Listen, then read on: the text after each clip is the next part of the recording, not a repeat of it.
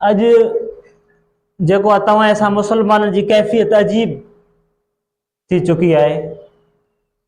मुहर्रम शुरू थींदे ई सवाल उन्हनि जा अंबार लॻाए छॾींदा आहिनि, साईं मातम जाइज़ आहे, पिटको कुटको जाइज़ आहे, नाजाइज़ आहे।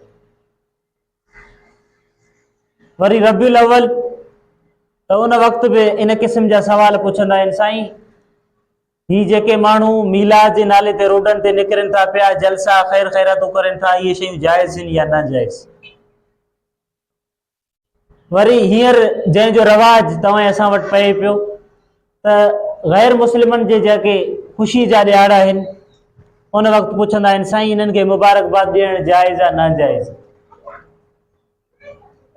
गोया के ई चई सघिजे थो पियो त असां मुस्लमान रवाजी मुस्लमान बचिया आहियूं। अलाह इस्लाम जेको असांखे ॿियनि महीननि में यादि न आहे, मुहर्रमुल हराम में यादि आहे। अलाह उन जो रसूल सां प्यार मुहबत इश्क उन जी फर्मा बरदारी ॿियनि महीननि में असांखे यादि न आहे। सिर्फ़ु रबियुल अव्वल अचण महिल आशिक़ रसूल बणिजी वेंदा आहियूं ऐं पुछा कंदा आहियूं जाइज़ आहे नाजाइज़ आहे।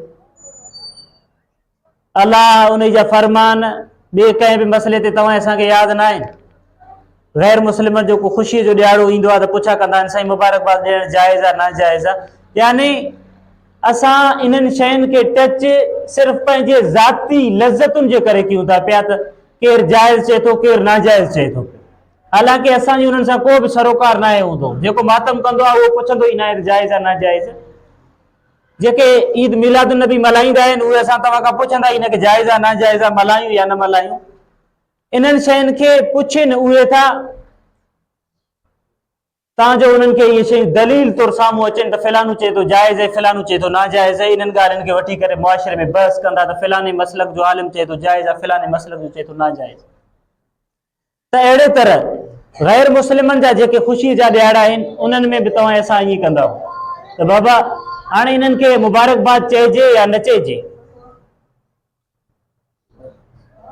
मुबारकबाद चवणु हिकिड़े रवादारीअ जो क़िस्म आहे, प्यार मुहबत विराइण जो हिकिड़ो तरीक़ो आहे।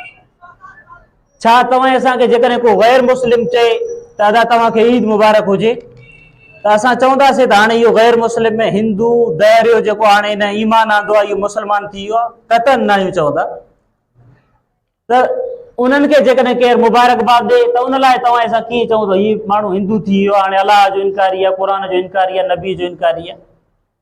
जीअं हू मुबारकबाद ॾिए थो पियो असां बि उनखे मुबारकबाद ॾियूं था। मुबारकबाद ॾियणु जेको आहे उन्हनि जे इबादत में शामिल थियण त न आहे, इहो हिकिड़ो हुस्न सुलूक आहे उन्हनि सां। इन जे लाइ अलाह तबारक व तआला क़ुर मजीद में तव्हांखे हुकुम फरमाए वक़ूलु लिन्नासि हुस्ना, माण्हुनि खे सुठे तरीक़े सां मुखातब थियो, सुठनि लफ़्ज़नि सां यादि कयो, सुठनि तरीक़नि सां उन्हनि सां ॻाल्हायो, सुठे तरीक़े सां।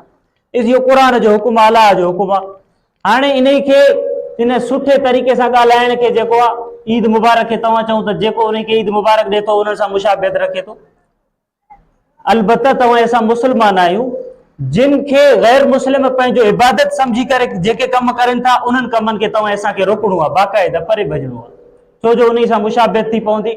नबी सल्लल्लाहु अलैहि वसल्लम जंहिंजी फरमान आहे मन तशब्बह बिक़ौमिन फहुव मिनहुम, जेको ॿिए कंहिंजो जेको आहे मुशाबियत करे थो उहो उन्हनि में आहे। बाक़ी सिर्फ़ु इन मुबारकबाद वारे अल्फाज़ खे वठी करे फुज़ूल उन खे इबादत बणाइण मां सम्झां थो त इहा इस्लाम जे बि ख़िलाफ़ आहे। इन्हनि ॻाल्हियुनि जे करे माण्हू इस्लाम खां नफ़रत करनि था।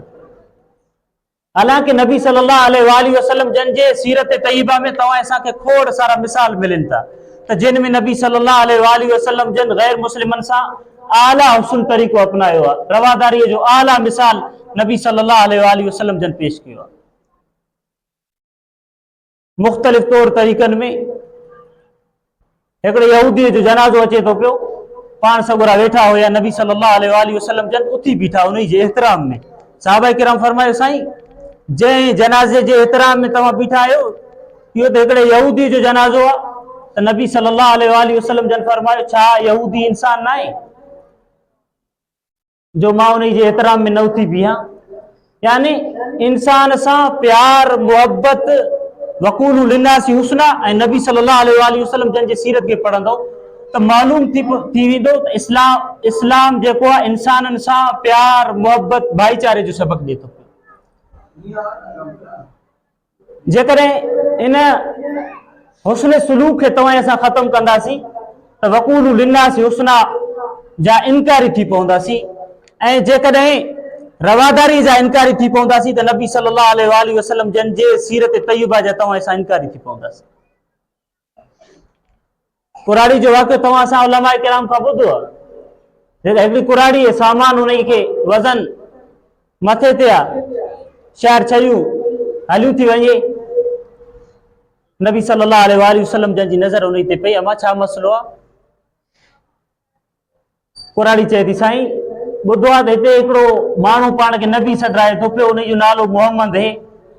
माण्हू खे चए थो त पंहिंजे आबा अजदाद जे दीन खे छॾे ॾियो, सिर्फ़ु अलाह जी इबादत कयो, बुतनि खे छॾे ॾियो। त उन जे भउ खां मां भॼां थी पई त मतां मां पंहिंजे आबा अजदाद जे दीन खे पुठी ॾियां। त इहे लफ़्ज़ नबी सल्लल्लाहु अलैहि वसल्लम जन ॿुधी करे बि उन कुराड़ी सां जेको सुलूक कयो, वज़न नबी सल्लल्लाहु अलैहि वसल्लम जन पाण खणायो।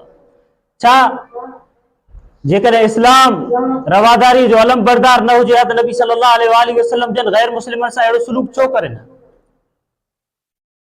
जेकॾहिं इस्लाम रवादारी जो अलम बरदार मज़हब न हुजे हा त नबी सल्लल्लाहु अलैहि वसल्लम जन हिकिड़े यहूदी जे जनाज़े खे ॾिसी करे एतिराम तौर छो थियनि? इन्हनि तमाम शयुनि मां तव्हां असांखे सबक़ मिले थो पियो त इस्लाम रवादारी जो सबक़ ॾिए थो पियो, इस्लाम बराबरी जो सबक़ ॾिए थो पियो, मुसावात जो सबक़ ॾिए थो पियो।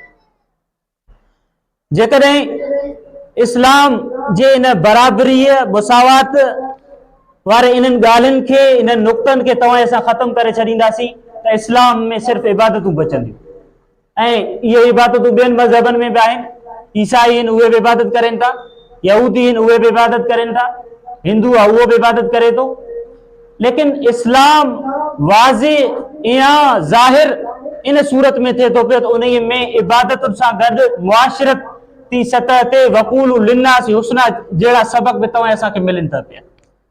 जेकॾहिं रवादारी खे ख़तमु कजे, मुआशरती मुसावाती निज़ाम खे ख़तमु कजे त इस्लाम में सिर्फ़ु इबादतूं बचनि थियूं पियूं। जॾहिं इबादतूं बचनि त तव्हां असांखे पोइ कहिड़ो हक़ आहे जो ॿियनि खे चऊं त तव्हां खां जेको असांजो दीन मथे आहे, असांजो मज़हब मथे आहे। जीअं हू इबादत करनि था तव्हां बि इबादत कयो था, जीअं हू जेको आहे हिकिड़े अलाह खे सॼनि था पिया, हू बि पंहिंजे तौर तरीक़े मुख़्तलिफ़ तिरज़नि सां अलाह जी इबादत करनि था। त यानी इस्लाम ज़ाहिर ई इन सूरत में आहे जो उन जे जेका वक़ूल लिन्नास हुस्ना वारो सबक़ आहे, इन खे तव्हां असां अपनाईंदासीं। ऐं गैर मुस्लिमनि सां रवादारी जो सबक़ दर्स तव्हां असांखे इस्लाम मां नबी सल्लल्लाहु अलैहि वसल्लम जन जे सीरत मां मिले थो पियो। हिन आयत नंबर 8 सूरह मुम्तहिना जे हिन आयत में अल्लाह तबारक व तआला हुकुम करे थो पियो, ऐं प्यारा पैगंबर जिन तोखे पंहिंजे घरनि खां नाहे कढियो, जिन तोसां जंगूं नाहिनि कयूं, जेके तोसां नाहिनि विढ़िया, त तूं उन्हनि सां भली रिश्तो ॻंढ। उहे तुंहिंजा ॿाहिरि आहिनि, इलाइक़े में रहनि था त इलाइक़े ई ॿाहिरि, जंहिं मुल्क में रहो था त उहे तव्हांजा जेको आहे मुल्की ॿाहिरि, जे इन्हनि शयुनि खे बि ख़तमु कंदो त हू तव्हांजा अक़लियती ॿाहिरि वञी करे बचनि था पिया। इन्हनि शयुनि में जेको आहे इहो हुकुम क़ुर जो आहे, जेके तव्हां सां जंग नथा करनि, जेके तव्हांखे पंहिंजे घरनि सां नथा करनि, भली उहे गैर मुस्लिम हुजनि, लेकिन उन्हनि सां तव्हां हुस्न सुलूक अपनायो।